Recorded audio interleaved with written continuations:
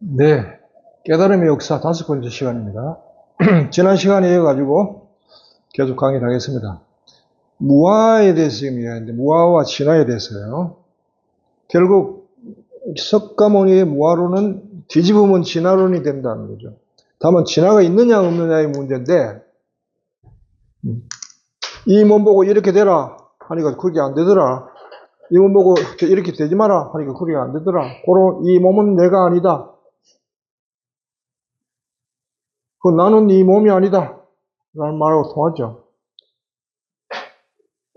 이 마음도 마찬가지고, 고로 인간을 구성하고 있는 몸, 마음, 그 다음에 마음 중에서 수상행식, 느낌, 개념, 느낌, 생각, 상상, 의식, 이런 것들은 결국은 내가 아니다, 나라고 할 수 없다. 그러면 나는 뭐냐? 라는 질문이 나오겠죠. 인간인데. 결국 석가모니의 무아론의 바탕은 뭐냐면은 이 몸에, 이 마음에 집착하지 말라는 거죠. 왜냐하면 내가 아니기 때문에. 이 마음은, 이 몸은 나도 아니고 내 것도 아니야. 네가 몸과 인간으로 있지만은 이 몸이 네 것이 아니다. 그러면 나는 뭐라는 이야기냐? 이 몸에 대해서. 분명히 나는 내 이 몸을 사용하고 있잖아요. 또 이 마음을 사용하고 있고, 더불어 있고. 예, 바로 그겁니다. 이 몸은 내가 아니지만 나는 이 몸과 더불어 있다. 집착 없이 있다. 이게.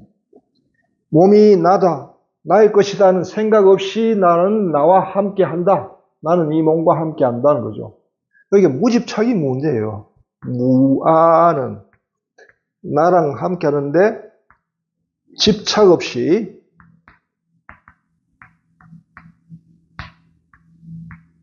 함께 합니다. 함께 한다. 이거거든요. 자꾸 네 몸이 나다, 네 마음이 내다 하니까 남이 나를 욕하고 뭐 하면 성질 나는 거예요. 왜 나를 욕했거든요. 내 물건을 이렇게 했는데 남이 빌려줬는데 남이 내 물건을 아무렇게 취급해. 성질 난단 말이에요. 이 몸이 내 몸은 내 물건인데 왜 내가 빌려줬는데 나를 대하듯이 이 몸을 대해야 될 거 아니냐? 그렇죠? 근데 이 몸은 사실은 가만 보면 이건 내 게 아니거든요. 나는 그저 더불어 있죠. 그렇다고 성질을 나지 안 내는 것도 문제지. 왜냐하면 더불어 있잖아요. 이 몸에 대해서 나는 어떤 태도를 취하는 게 옳은 것이냐? 결국은 나는 아니지만 내가 더불어 있으니까. 네.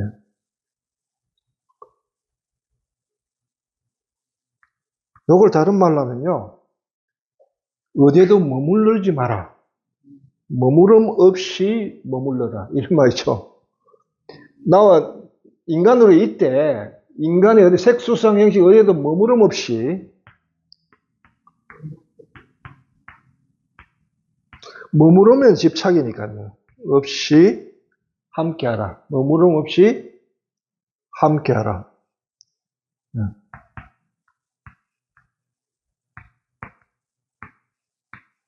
이거를 금강경에 보면 어떤 말이죠? 응무소주?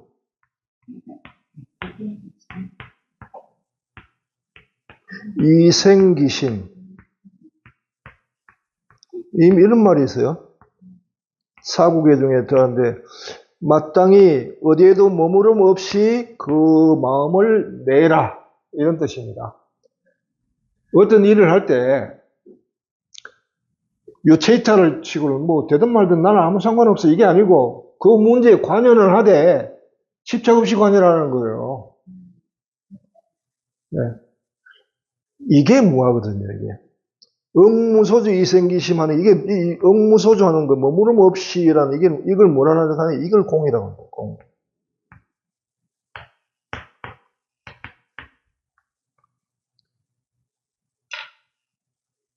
그 내가 나와 함께 할 때 내가 어떻게 함께 하느냐에 따라서 무집착 없이 함께 하는데 집착이 없는 그 마음의 상태가 뭐냐? 그게 공이라는 거예요. 집착이 일어나는데 공을 못 찾으면 집착이 일어난다고 했죠. 내가 언어를 가지고 이야기했잖아요. 외국어 배울 때 흐름과 흐름을 따라가려고 하니까 개념을 놓치고 의미를 놓치고 의미에 붙잡으려고 하니까 흐름을 놓치고 몸이 자꾸 이쪽 저쪽 왔다 갔다 붙는다고요. 내 뜻과 상관없이. 흐름과 개념을 따라가면서 거기에도 어떨 때도 집착하지 않으면서 흐름을 따르면서 개념이 파악되면서 자유자재로 되는 게 뭐냐? 그렇게 할 때 어떻게 그래 되느냐? 내가 마음이 공처를 발견했기 때문에 그런 거예요. 어디에도 머무름 없이 마음을 내릴 수 있기 때문에 외국어가 자유자재된다. 한국말, 외국 사람이 봐서는 한국말도 외국말이에요. 여러분들도 이거 하고 있다는 거예요, 그냥. 다 모르는 사람이 없다고요. 다만 그 한 분야만 할 수 있죠. 다른 분야에 대해서 가령 무아에 대해서 나에 대해서 그래 할 수 있냐? 내 색수상 행식 모든 내가 경험하는 것들, 내가 느끼는 감정들, 내 생각들 그게 사로잡히지 않고 내가 자유자재로 그걸 함께 할 수 있냐? 다스릴 수 있냐?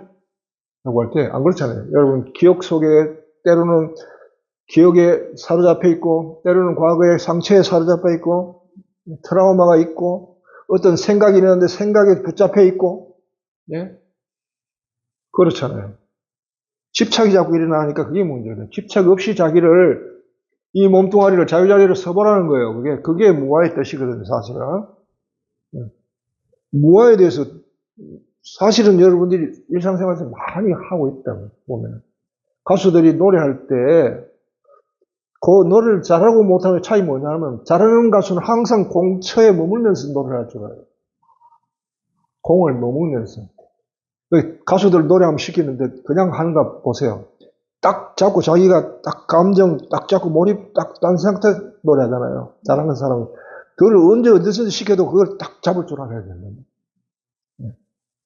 반주가 있든 없든 딱 잡아 노래하는데 들으면 정말 좋거든요. 그 멜로디랑 의미랑 그걸 살려가 노래하는데 기가 차다라는 말이 나온단 말이에요. 그게 뭐 때문에 그러냐? 그 가수가 적어도 자기 노래 관하는 공에 통달해 돼 있다는 것이. 다만 전체적으로 그렇지 않다는 거예요. 가령 뭐 나에 대해서도 삶에 대해서 공처를 발견했습니까? 라고 할 때 생로 병사에다 온갖 뭐 8가지 고통이 있다고 그러죠. 거기에 대해서 자유자재 할 수 있습니까? 기쁘거나 슬프거나 고통스럽거나 넓고 병들고 죽어도 그게 슬퍼하지 않고 자유자재로 죽음에 대해서 당신은 공처를 발견할 수 있어요? 라고 물을 때 무아로 현존할 수 있어요? 그렇게 물을 때 쉽지 않거든요. 왜냐하면 죽음은 마지막에 한 번 경험하는 거지 예비 경험이 없기 때문에 어렵더라고요. 바로 그런 게 그게 이제 무아의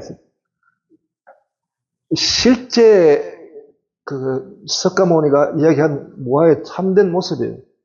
거기에 잘 표현하는 게 있는데 한번 들어보세요. 인간에 대해서 어떻게 무아로 있는지.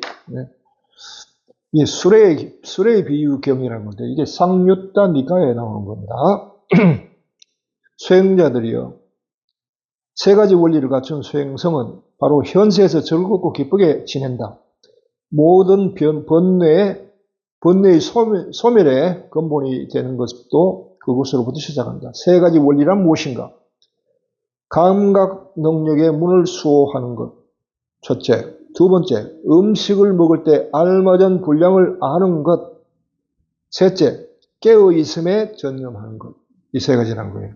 그러면서 수행자들이요. 어떻게 수행성이 감각의 문을 수호하는가? 시각으로 형상을 보더라도 인상에 집착하지 말고 연상에 집착하지 않는다. 뭘 봤을 때 아름다운 거라고 혹해가지고 거기에 집착하지 않는다는 거예요. 집착하지 않으려면 어떻게 해야 돼? 나 집착 안 해야 안 되는 거예요. 이미 영향을 받았는데, 마음에 이미 인상이 찍혔는데, 그러면 상대적으로 안 해야 된다. 이 느낌은 저것으로부터 오는 거야. 저게 없으면 이 느낌도 없는 거야. 저것으로 해서 이게 왔으니까, 그러니까 절대적은 안 되는 거죠. 상대적이죠. 그러니까 그 마음에 내가 빠진다, 안 빠진다, 안 빠진다. 집착이 없다는 거예요. 시각으로, 예, 인상에 집착하지 말고 또 연상, 그걸로부터 와가지고 과거의 어떤 생각도로 올라가는 연상들, 기억이 상상되는 걸 집착하지 말라는 거예요. 다만, 지켜보라는 거예요. 저것에 의해서 이것이 마음에 일어났다는 걸 나는 객관적으로 지켜보고 있는 거예요. 그게 지키는, 수호한다는 거예요.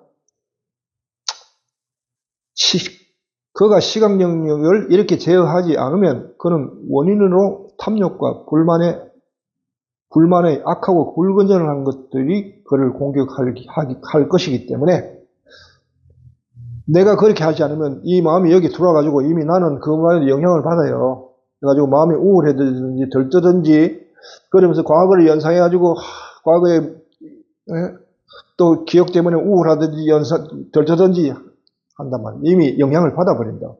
빠져버렸다.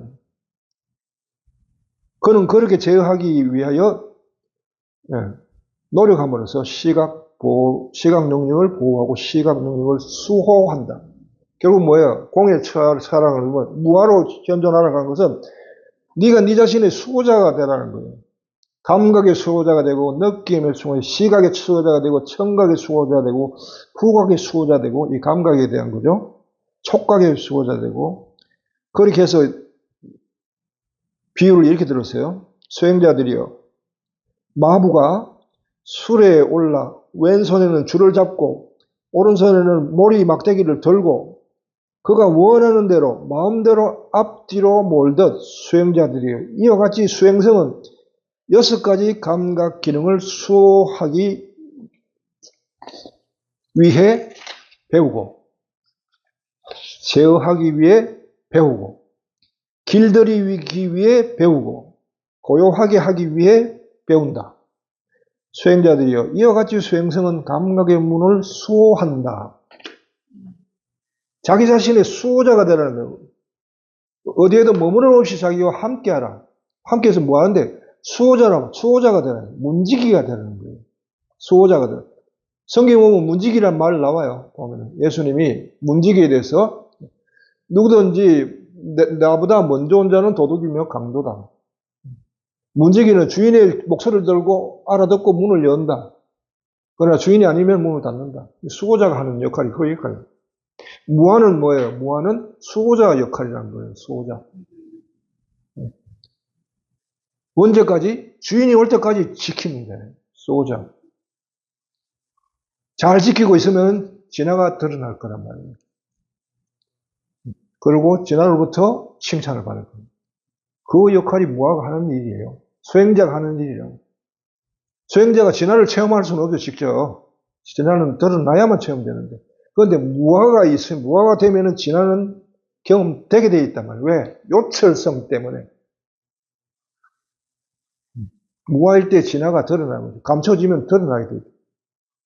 온전할 때 그렇게 된다는 거예요. 자, 세례자 요한에서 무아에 대해서 이제 얘기했어요. 세례자 요한에 대해서, 석가모니,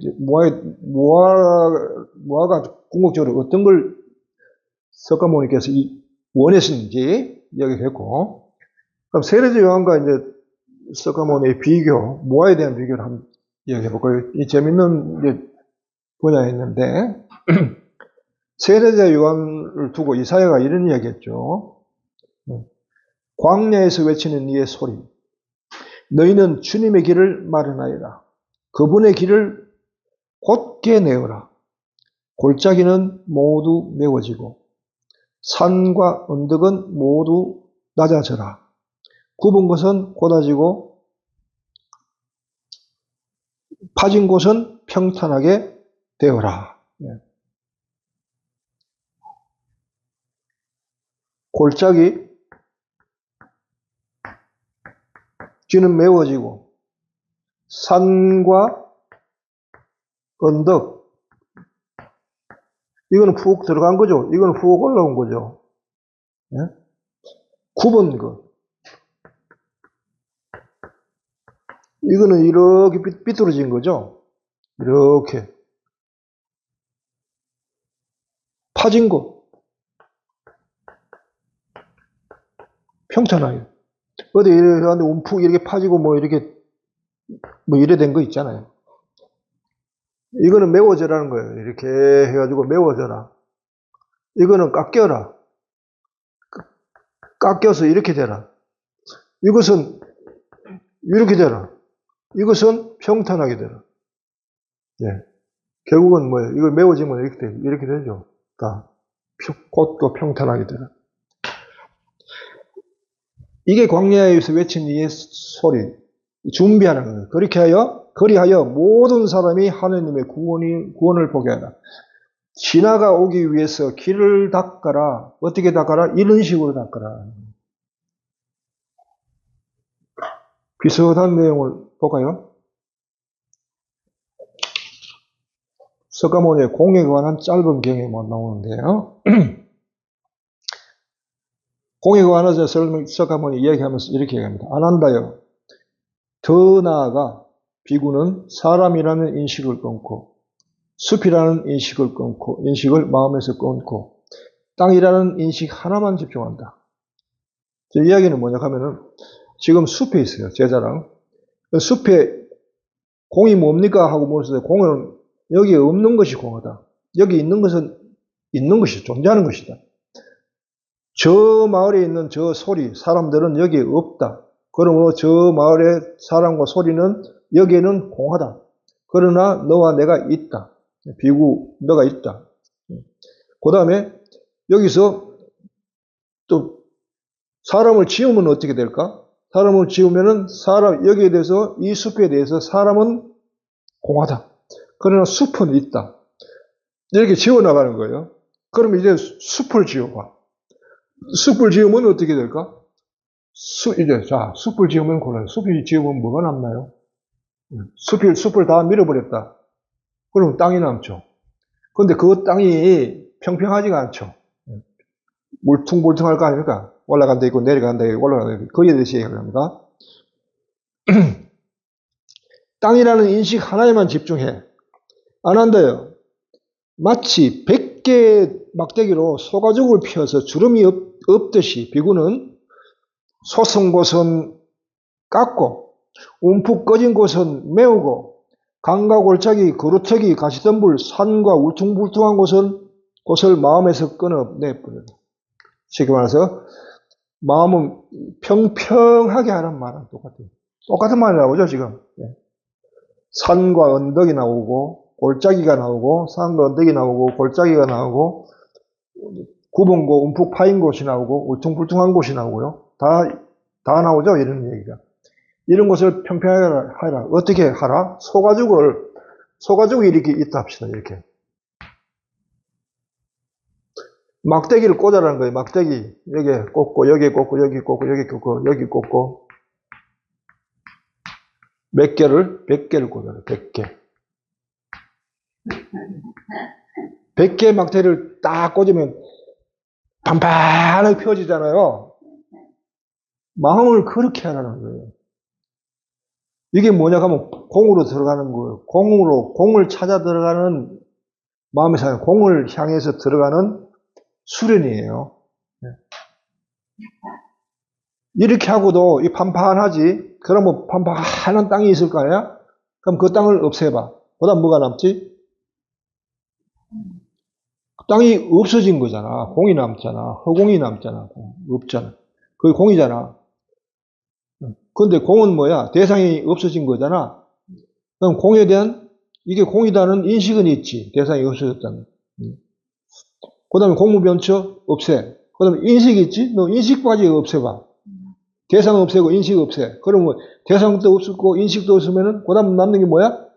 아까 다 같아요. 이게 뭐지? 점이다. 없어지면은 아무것도 없네요. 이거 빠르고 무소유처럼. 아무것도 없네요. 그러니까 뭐냐면 방금 공무변처, 식무변처는 여기에 공해. 무소유처에 대해서. 그러나 아무것도 없는 거는 있잖아. 아무것도 없다는 방금 말한 그 인식은 네가 있잖아. 식무변처, 그다음 무소유처. 아무것도 없다는 인식마저도 없애봐. 아무것도 없다는 인식은 있잖아. 그다음에 여기서 공처를 발견해봐. 아무것도 없다는 것에 대해서 공처를 발견해봐. 아무것도 없다? 아무것도 없다는 마음속에서 진행되고 있는 거든. 아까 얘기했죠. 아무것도 없네는 그래서 어쨌든 예, 질문이 답이 아니에요. 무한은 이게 아까 얘기했잖아. 내가 없다, 무엇이 없다는 것은 답이 아니에요.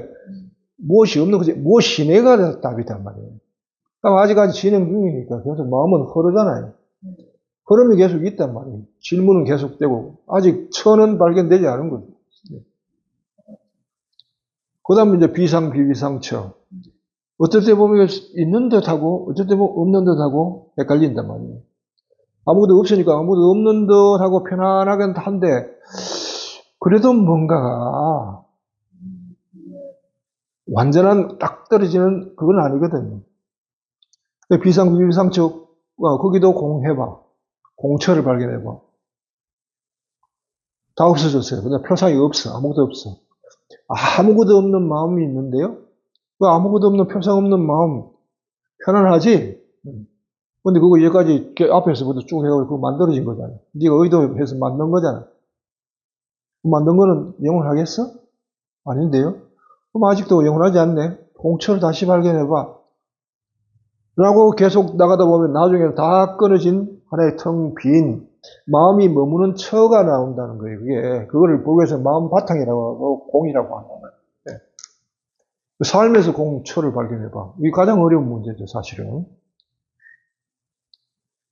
그렇게 해서 석가모니의 공을 들어가는 방법이나 세례자 요한이 진화를 준비하는 길이나 같은 거라는 거예요. 그래서 결국은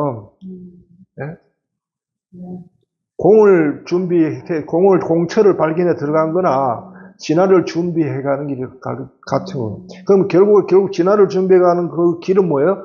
마음의 공처를 발견하는 거예요. 공처가 뭐예요? 마음이 텅 비어가지고 어떤 것에도 영향을 받지 않는 마음? 그걸 순진무결한 마음이고, 그거를 동정심이라고 한다. 동정심을 뭐라고 해요? 처녀성이라고 하고. 처녀성을 뭐라고 하냐? 신심이라고 합니다. 그걸 믿음이라고 합니다. 그 터에 주님께서 오실 거란 말이에요. 처녀가 잉태하여 아이를 낳을 것이니 그 아이를 임마누엘이라 하리라. 바로 이 터를 마련하기 위한 과정이라는 거죠. 석가모니께서는 무아를 실현하는 길에서 공으로 가는 길도 있고요. 하나는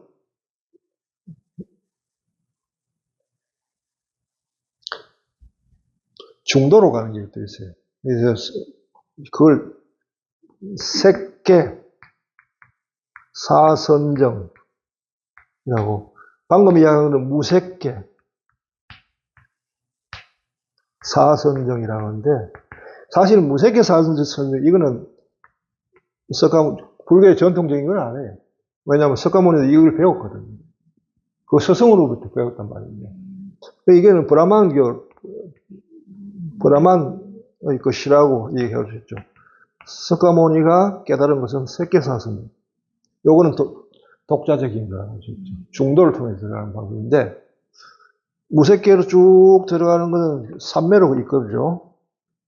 이거는 어디로 이끌어요? 선정으로 이끌어요.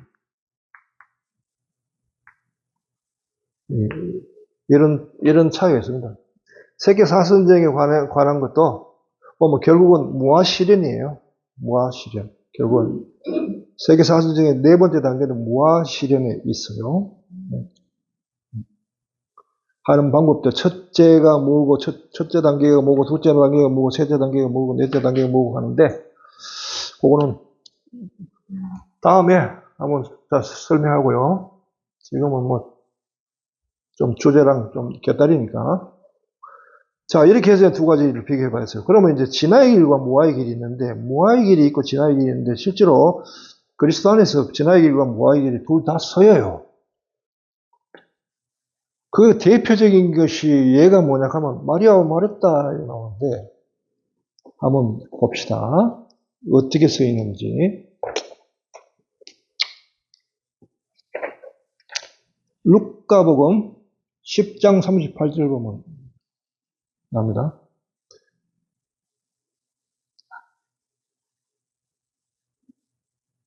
예수께서 어떤 마을에 들어가셨다. 그러자 마르다라는 여자가 예수님을 자기 집으로 모셨다.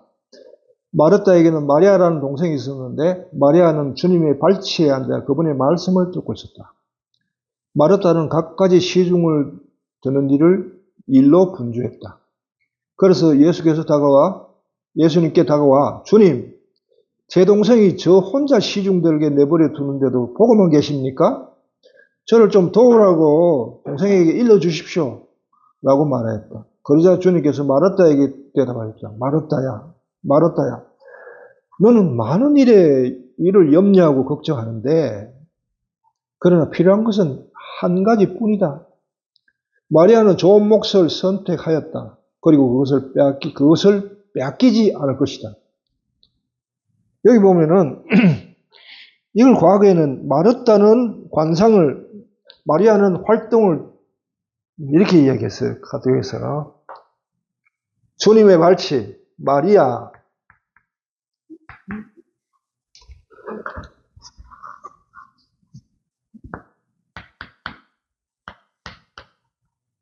넌 주님의 발치에 앉은. 마르다는 이때 뭐 했죠? 노동했잖아요. 시중, 음식 준비하고 그러죠? 예, 갖가지 시중 드는 일. 시중 들기 했던.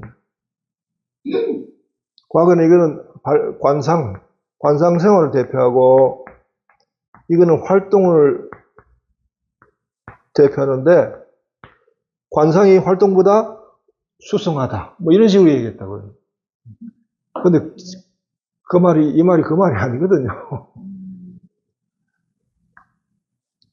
마리아의 길과 마르다의 길이 달라요. 서로의 몫이 다르다고.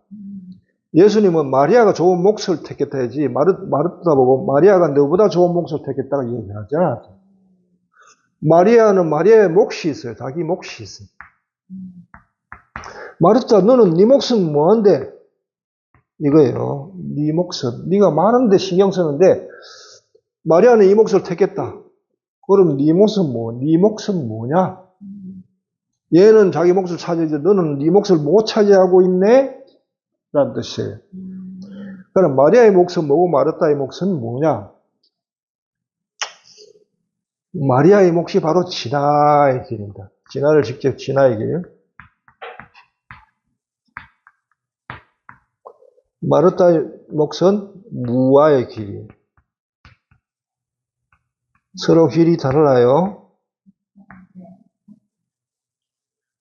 그런데 우리가 마리아, 마르다 동시에 우리 자신이 마리아와 마르다예요. 진화를 경험할 때는 있고요. 이건 뭐냐면 하느님을 직접 향해 있을 때. 요거는 하느님과는 돌아서 가지고 세상 일들을 일어나는 것에 세상을 보고 있을 때. 이거예요. 한 사람이 있는데 위를 향해 있을 때랑 아래로 향해 있을 때랑 다르다는 거예요. 요거는 진화의 길이고요. 요거는 무화라는 거예요. 뭐냐? 진화의 길을 할 때는요. 하느님이 직접 가르치실 때예요. 어떤 진리에 대해서 눈을 열어주면서 계속 가르치고 계실 때는 이때는 마리아가 됩니다. 우리는. 그때는 자기를 완전히 잊어버려요. 하느님이 그야말로 관정하듯이 빛을 쬐듯이 환하게 보면서 계속 거기에 진리의 세계에 빠져가지고, 그렇구나 하고 보고 배우고 맞들이고 있는 상태. 이것 때는 자기가 뭘 하는지 다 잊어버리고 있는 상태. 이것이 지나고 오시면서 이게 가능한 길이 됐어요, 이게. 하느님이 직접 가르치신다는 거예요. 내가 여러분의 지금 강의하고 있는 거 있죠?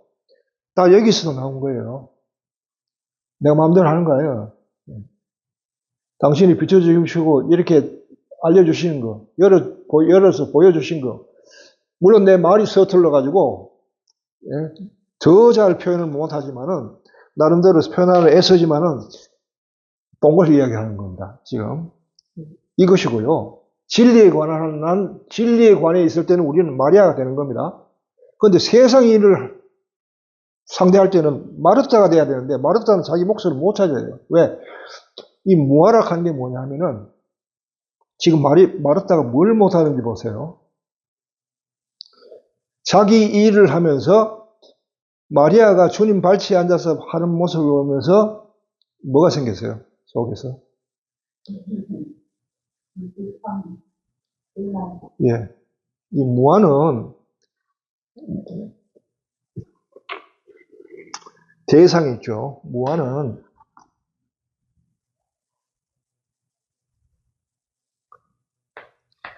대상에 대한 하나의 마음의 인상이죠. 이건 마음이에요. 어떤 대상을 보고 마음의 인상이 남잖아요. 깨어 있어야 되는 거예요. 인과로 봐야 된다고. 상대적으로 봐야 되겠죠.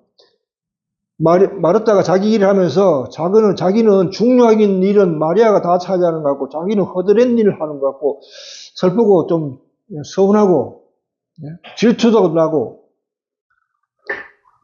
예수님과 마리아가 대상이죠. 예수님과 마리아를 보면서 대상, 슬픔, 질투 이런 게 생겼잖아요. 그런데 마르타는 여기에 의해서 예수님께 가서 행위가 나갔죠. 행동. 여기에 밀려서 깨어있으면 어떻게 돼요? 나에게 일어난 마음에 일어난 슬픔, 질투는 지금 저 대상을 보고 있기 때문에 일어난 것이구나 라고 알 뿐이지 그렇게 알아지면은 이 나에게 일어나는 일이 절대적이지 않아요. 상대적이 되면서 마음이 그것도 있지만은 자기의 불변하는 자기 내면 속에 있는 불변하는 변하지 않는 청정무구한 자기의 본래 마음이 있다는 걸 알아요. 그 동심이. 그러면 이런 행동이 안 나가요. 왜냐하면 마르타는 마르타 목대로, 마리아는 마리아 목대로, 마르타는 마리아 목대로의 방법이 다른 거예요. 그래서 이럴 때는 어떻게 하냐 하면은 내 마음에 일어나는 이것은 저것 때문에 일어난다 하고만 관찰하고 있어야 돼요. 저것이 없으면 이것도 없다는 거예요. 마리아의 마르타의 모습을 보니까 여기 인상이 일어나고 연상이 된 거란 말이에요. 아까 석가모니는 눈에 의해서 마음에서 일어나는 인상과 연상이 일어나는 것을 지키라, 수호하라는 거예요. 수호하는 것을 못했죠. 네.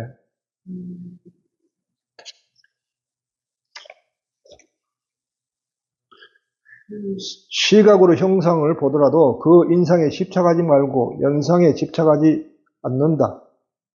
시가 그렇게 해서 그렇게 제어하기 위해 노력함으로써 시각 능력을 보호하고 시각 능력을 수호한다. 그게 네 역할이야 이거예요.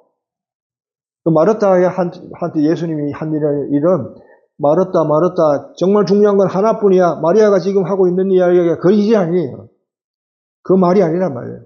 마르타 정말 네한테 중요한 일은 네 마음에 이르는 일에 네가 수호하고 문지기 지키고 있어야 돼. 그런데 지금 그걸 못하고 있잖아. 정작 왜? 엉뚱한 생각 때문에. 네가 진짜 해야 될, 깨어 있어야 될 그 공처는 놓쳐버리고 있잖아. 라고 이야기하는 거예요. 자신이 이렇게 상대적으로 보면은 거기에 자신의 중도를 통한 공처가 드러난다. 마음이 거기에 얽매이지 않고 그걸 보면서도 관조가 된단 말이에요. 그러면서 자기의 자리가 차지돼요. 발견된다고요. 그럼 거기에도 기쁨과 즐거움이 있으면서 마리아와 마르타의 모습을 보면서 자신도 흐뭇해하면서 자기의 몫을 챙겼을 거예요. 이게 자기 몫인데 자기 몫은 챙기지 않고 마리아의 몫을 보면서 질투를 했으니까 예수님이 이야기하는 것은 그거예요. 마리아는 몫을 차지했는데 그럼 네 몫은 뭐냐? 그 말이죠. 그래서 우리가 늘 진화만 향해서 있을 수는 없어요. 그런데 진화께서는 가끔씩 느닷없이 불현듯이 뭘 보여주면서 진리 공부를 시켜요. 그때는 모든 것이 정지된 상태예요. 그 마음은 동심으로 돌아가서 쳐다보면서 즐거워하고 기뻐하고 하면서 그 알아가는 기쁨에 차 있어요. 마치 요걸 예수님 뭐라고 비교해요? 어린아이에 비교해요. 철부지 어린아이. 그래서 제자들이 하늘나라에 누가 가장 높습니까? 할 때 어린아이 하나를 세워가지고 하늘나라에서 가장 높은 사람은 어린아이 같은 사람이다. 라고 얘기했어요. 왜 그러냐 하면은 진하께서 직접 지금 손을 쓰고 계신 마리아가 요청한 게 아니고 진하께서 직접 찾아와가지고 가르치는 거기 때문에 하느님의 일이기 때문에 이것이 가장 높은 일이라는 거예요. 근데 이건 마리아의 목만 아니에요. 마리아는 요것만 하는 게 아니에요. 집에서는 마르타 목도 한다고 했어요. 자기 목도 둘이 다 하죠. 그러니 이게 가장 수승하지만은 그러나 이것도 우리가 잘해야 된다는 거예요. 늘 무화로 있어야 되는 거예요. 무화로 있을 줄 알아야 되는데. 네. 무화가 요구되는 상황인데 마르타가 못 잡은 거죠. 놓친 거죠. 어떤 일을 하든 간에 일에 얽매이지 말고 응무소주 이생기심 아까 얘기한 대로 어디에도 머물지 말고 함께하라. 그게 뭐냐? 우리를 얘기하면 그게 임마누엘이에요. 우리와 함께 하시는 분. 주님은 어디 계신가? 할 때 찾아보세요. 아까 무화처럼 똑같아요. 내 눈에 계신가? 마음에 계신가? 그럼에도 주님은 우리와 함께 계세요. 어떻게 계신가? 더불어 계시니까. 어떻게 계신지는 잘 모르겠지만 함께 하시는 거예요. 이렇게 얘기할 수밖에 없잖아요. 공으로 계신다. 이렇게 할 수밖에 없어요. 그게 임마누엘이라는 뜻이기도 하고요. 결국 이렇게 다 통하는 겁니다. 왜? 이게 진리의 일이기 때문에. 그리고 진리의 시간이고 진리의 세상이 열렸고 하느님께서 그야말로 박인세일하는 거예요. 대방출. 인류를 따지지 않고 모든 세계, 모든 사람이 진리의 당신의 보고의 문을 열어버리신 거예요. 예수 그리스도 오기 전까지는 무아였지만 예수님 오시고부터는 진화의 시기고 마르타처럼 진리를 직접 보고 배우고 느끼는 그 하느님께 찾아주시면서 우리를 다스리고 가르치시고 하는 길이 열린 거예요. 결국 진화의 길이란 뭐냐 하면 하느님께서 직접 우리를 다스리고 사시는 바로 그거죠. 그래서 하늘나라란 뭐냐 할 때 하느님의 직접 통치. 무엇의 간접 통치가 아니고 당신께서 직접 우리 안에 들어가시고 우리와 함께 사시면서 더불어 계시면서 우리에게서 이 길이다 저 길이다 하면서 바른 길로 인도해가지고 기어이 모든 사람을 하느님이 원하시는 완성의 구원에 이르도록 당신 손수하신다는 거. 누구한테 맡기지 않고. 그걸 얘기했고요. 그래서 진화의 길이 밝히되면서 사실 불교에도 묘하잖아요. 대승불교가 왜 AD 2세기 그때 부흥했을까요? 그리고 왜 그들은 진화를 이야기할까요? 난데없이 전통적으로 봐서 전혀 파격적이에요. 없던 걸 이야기하니까 그게 무화를 주장하는 소승 쪽에서는 저거는 불교도 아니다고 이야기하는 거죠. 왜냐하면 석가의 가르침이 아니니까. 그런데도 그 안에 진화에 대한 것은 갈증과 잠재되어 있는 거죠. 왜? 무아 안에 이미 진화가 잠재되어 있는 거예요. 아까 이야기했지. 무아를 뒤집으면 진화니까. 다만 그 시대가 예수 그리스도를 통해서 도래를 한 거예요. 그래서 진화에 대한 이야기가 그때부터 나온 거예요. 그때부터 세상에 진화에 대해 이야기하는데, 예. 그렇게 해서, 네, 깨달음의 역사가 그렇게 흘러왔다는 거예요. 네. 지금은 진화의 시대고요. 네. 진화에 대해서 이야기할 수 있고요. 네. 그 다음, 보편성. 모든 사람에게 이 진리는 열려 있고, 한 사람에서 힘들게 걸어갔던 그 길이 이제는 누구나가 원하면은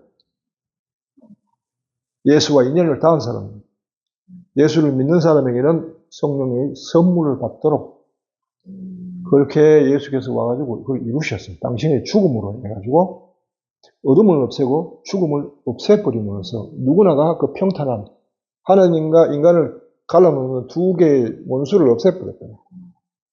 그래서 누구나가 원하면은 하나님과 관계가 열리도록 그 진화의 혜택을 받으면서 진화를 스승으로 모시고 살아갈 수 있도록 하는 그 깨달음의 역사가 지금 열려있는 시대라는 거예요.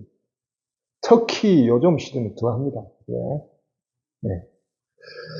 자, 이렇게 해서 깨달음의 역사에 관한 이야기를 5번에 걸쳐가지고 쭉 이야기를 했습니다. 여러분들이 한번 들어보시고 참조하시고, 예. 그 다음에 유익함이 있으면은 취하시기 바랍니다. 자, 강의는 여기까지입니다.